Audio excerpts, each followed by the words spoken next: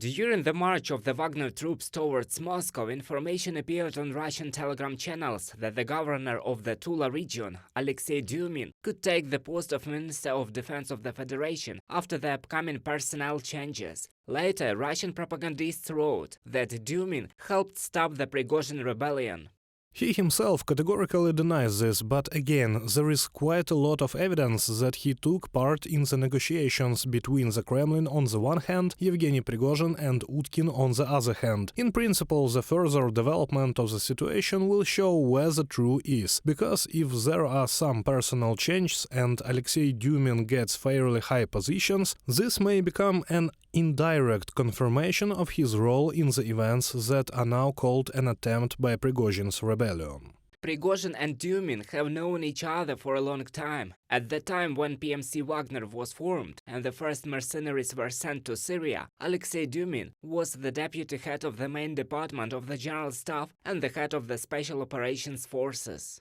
At the same time, preparations were underway for the invasion of Russian troops into the Donetsk and Luhansk regions of Ukraine. But for the last 9 years, Dumin have been in charge of the Tula region. He got there from Putin's guards. He is one of the most devoted and loyal guards to Putin, who worked in the Federal Protective Service and then already got the governor's job. Obviously, when he was on guard, he interacted quite closely with all the people who, say, were in the circle and had access to Putin. Therefore, I don't think that Dumin personally was involved in the formation of the Wagner PMC, but I think he was privy to all these problems, all these affairs.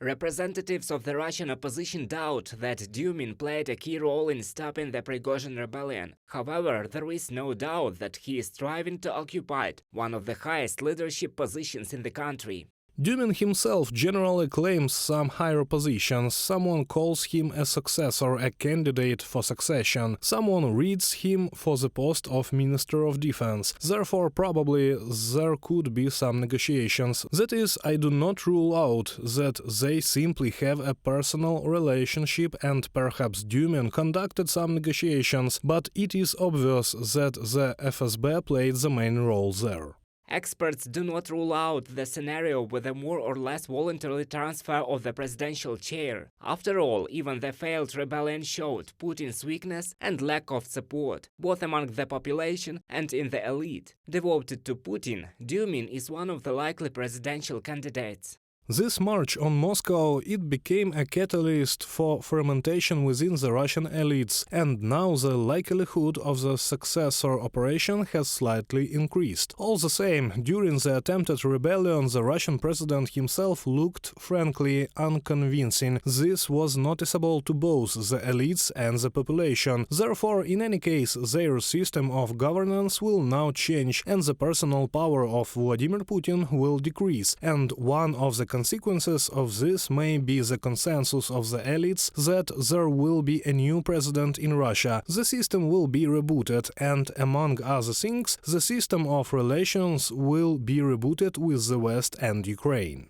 In the event of such a transit of power in Russia, experts advise not to count on the liberalization of the country. But if the towers of the Kremlin in the struggle for power begin to destroy each other, the democratic forces will have a chance to seize the initiative. Reported by Roman Smoler, Larissa Zubenko, UATV News.